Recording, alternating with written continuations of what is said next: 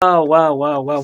ቦሊውድ በአዲስ መልኩ በሚገራርም ፊልሞች እየመጣ ይገኛል። እንግዲህ አሁን ቦሊውድ አበቃለት ተብሎ ነበረ። እያንዳንዱ የህንድ ፊልም ተመልካች ወዴት አዙሮ ነበረ? ወደ ሳውዝ ፊልሞች፣ ወደ ታሚልናዱ፣ እነዚህ ሳንደሉድ እና እንዲሁም ደግሞ መለያለም የሚመጡ ቋንቋዎች ከሳውዝ በኩል የሚመጡ ፊልሞች እንደ ፑሽፓ፣ ኬጂኤፍ፣ ባሁበሊ በቃ እነ አሉ አርጁን ያሉበት እነ ችረንጂቪ ማለት ነው። በዛ ወደ ሳውዙ ሰው ተመልካቹ አዙሮ ነበረ። ምክንያቱም በዛ በኩል የሚገራረሙ ፊልሞች እየወጡ ነው። በተለይ ደግሞ ጁኒየር ኢንቲአር የሰራው አርአር ፊልም ማለት ነው ትሪፕል አርአር እና ባሁበሊ ከመጡ በኋላ ማለት ነው በጣም የሚያምሩ ፊልሞች ናቸው እነሱ። በነገራችን ላይ ግን እነሱ ከመጡ በኋላ አብዛኛውን ጊዜ ሰው ወዴት አዙሯል? የህንድ ፊልም ተመልካቹ ወደ ቶሊውድ አዙሯል ማለት ነው ፊቱን።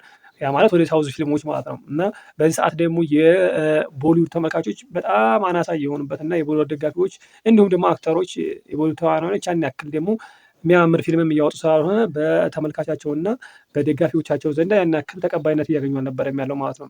በተለይ ደግሞ ኮሮና ከመጣው በኋላ ብዙ ፊልሞች በዛው ባሉበት ነው የቆዩት ማለት ነው። እና አሁን ላይ እንደ አዳዲስ ፊልሞች እየመጣ ይገኛል። በተለይ ሻሩክ ካን ጃዋንና ፐታንን ሰራ፣ ሰልማን ደግሞ ታይገር ስሪን ሰራ ማለት ነው። ታይገርም አሪፍ ነበረ። ፐታን በተለይ ደግሞ እንደ አዲስ ማለት ቦሊውድ እንደ አዲስ አነቃቅቶታል ማለት ይቻላል።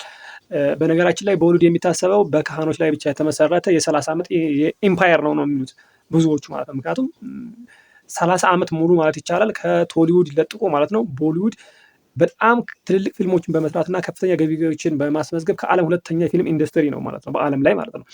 እንግዲህ በዚህ የተነሳ ብዙ ተመልካች ያልነበረው ቶሊውድ ኢቭን አሪፍ ፊልሞች እና ደራሲዎች እያሉት ግን ሁሉም ተመልካች ወዴት ነበረ? ወደ ቦሊውድ ነበረ። አሁን ላይ ግን የተቀየረ ይመስላል።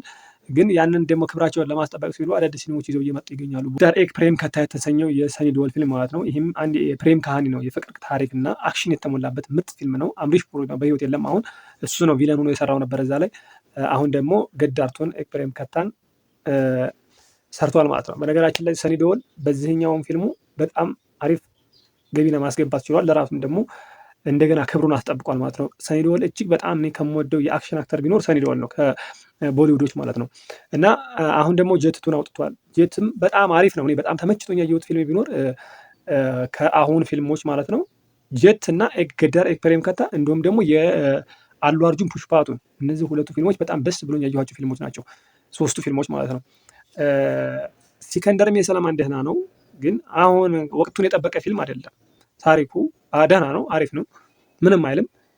ግን ከወጣበት ወጪ አንጻር፣ ሁለተኛ ደግሞ ከፊልሙ ታሪክ አክሽኑ ምናምን በቃ እያንዳንዱ የፍቅር ታሪኩ ያን ያክል የሚያምር ነው ወይ ብትሉኝ እኔ እንደጠበቅኩት አይደለም። ፊልሙ ደህና ነው፣ ግን እንደጠበቅኩት ስላልሆነ ብዙ ቦታ አልሰጠሁትም። ኢቭን ፊልሙን ራሱ እስከ መጨረሻው ቢያንስ 20 ደቂቃ ሲቀረው ነው የተውኩት። ለምን ያን ያክል አሁን ወቅቱን የጠበቀ ፊልም አይደለም። እኔ በፊት ሰለማን ከሚሰራቸው ፊልሞች ወይም ከሰራቸው ፊልሞች አንጻር ሳየው ፊልሙ እንደገና ደግሞ ከጠበቅኩት አንጻር ሳየው ፊልሙ ያን ያክል አይደለም። ጀት ግን አንድም ሰከንድ ሳላቆራረጥ ነው ያየሁት። የሚገርማችሁ ማለት ነው። ለምን በጣም ነው የሚያምረው ታሪኩ በጣም ነው የሚያምረው፣ አክሽኑ በጣም ነው የሚያምረው። በቃ እያንዳንዱ ነገር በጥንቃቄ የተሰራ ነው። እንደገና ደግሞ አዳዲስ ማስተሮች ወይም ደግሞ ቪለኖች መጥተዋል። ለምሳሌ ረምፑዳ የተሰኘው ማስተር አለ፣ የሳውዝ ነው እሱም። እንደገና ደግሞ ቪክረም ሲንግ፣ እነዚህም አሪፍ በቃ ብቃታቸውን አሳይተዋል። እንግዲህ ፊልሙ ሲጀምር የፊልሙ ታሪክ ማለት ነው ሽሪለንካ ውስጥ ነው የሚጀምረው። ሽሪለንካ ውስጥ ታይገር የሚባለው አሸባሪ ቡድኖች ነበሩ። እነዚህ አሸባሪ ቡድኖች እንግዲህ በሽሪለንካ ፖሊስ እና በሽሪለንካ ሚሊታሪ በጣም ኃይለኛ ድብደባ እንዲጠፉ ይደረጋል። ከጠፉ በኋላ ግን እነሱ እዛ ቦታ ላይ ሲጠፉ ምን አድርገዋል? እዛ ውስጥ የተቀበሩ ፈንጂዎች እና የተለያዩ ቦምቦች ነበሩ። እነዛን ለማክሸፍ ሲል የሽሪለንካ ሚሊታሪ ወይም ደግሞ ወታደር ያንን ቦታ በማህበረሰቡ እርዳታ እነዛን መሬት ውስጥ የተቀበሩ ፈንጂዎችን ለማጥፋት ሲል የተወሰኑ ሰዎች ይዞ ይሄዳል። ከነዛ ውስጥ እንግዲህ አንድ ሰው አለ፣ ራናቱንጋ የተባለ የአካባቢው የበፊት የዚህ የታይገር የተሰኘ አሸባሪዎች ቡድን ወይም ወሮበላዎች ቡድን ኮማንደር ነበረ እና የቀን ሰራተኛና ቆፋሪ በመምሰል እዛ ቦታ ላይ ይገባሉ ከወታደሮቹ ጋር ማለት ነው። ይዘውት ይገባሉ። ከዛም እንግዲህ ያንን በመቆፈር ላይ ያለ የወርቅ የተቀበረው ወርቅ ያገኛሉ። ከዛም በኋላ እንግዲህ ያ ነው ወርቅ ሲያገኙ እንዳለ እዛ የነበሩት ወታደሮች ይገልና ወደ ኮስታል አንድረ ፐርደሽ የተባለ የህንድ ግዛት በባህር ዳርቻ ነው። ከዛ ወዴት ይገባል? ወደ ህንድ ይገባል ማለት ነው። ህንድ ከገባ በኋላ በዛ ጋር አንድ ፖሊስ ይዛቸዋል። በጥርጣሬ ከየት ነው የመጣችሁት በሚል ይዛቸው።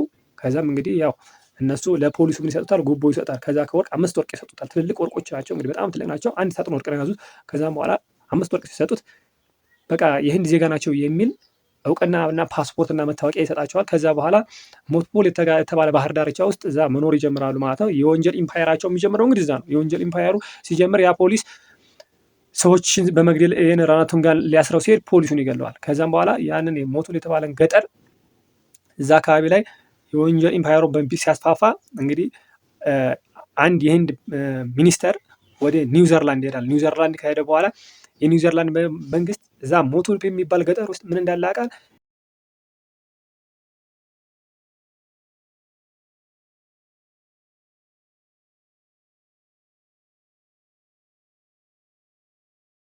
የኒክለር ማበልጸጊያ ዩራኒየም አለ ይባላል ሞቱል የሚባል ገጠር ውስጥ። ከዚያም በኋላ የመረጃው ሲደርሰው የኒውዚላንድ መንግስት አንድ የህንድ ሚኒስተር ያዋያል። በዚህ ጉዳይ ላይ ያንን ዩራኒየም ማበልጸጊያውን ለማግኘት ምን ያስፈልጋል? እነዛን ቅድሚያ እዛ አካባቢ የሚኖሩ ገጠር ሰዎችን ከዛ ማስወገድ ያስፈልጋል የሚል እንትን ያወጣሉ።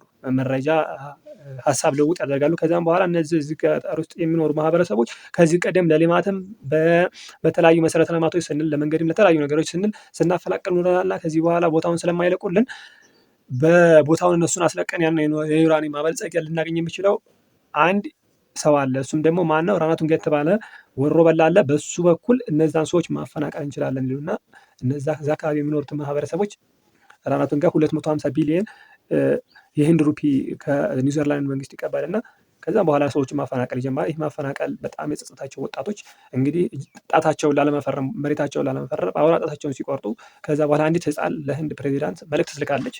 ያ መልእክት የደረሳቸውና የህንድ ሲቢአይ ፖሊሶችን ወደዛ ይልካል። ሴት ፖሊሶች ናቸው። እነዚያ ሴት ፖሊሶች እንግዲህ በራናቱንጋ ይታገቱና ይደፈራሉ ማለት ነው። በዚህ ሰዓት እንግዲህ ማን ይመጣል? ሰኒደወል ማለት አንድ ተጓዥ ሆኖ ወደ ሞትፖል ሲሄድ አንድ ባቡር ይበላሽና መንገድ ላይ ይወርዳል። ከዚያም ቁርሱን ለመብላት ሲወርድ እዛ ጋር ቁርስ ለመብላት ሲጠይቅ አንድ አሮጊት አካባቢ እንዳለች እና ቁርስ መብላት የሚችለው እሷ ዘንድ እንደሆነ ያውቃል። ከዛ ወደ ቁርስ ይሰራለትና እየበላ እያለ እነዚህ ወላ ቡድኖች ይመጡና ገፍትረው ሰርቪሱን ገፍትረውት ያልፋሉ። ከዛም እንግዲህ ይቅርታ ጠይቁኝ በሚል ግጭት ይፈጠራል።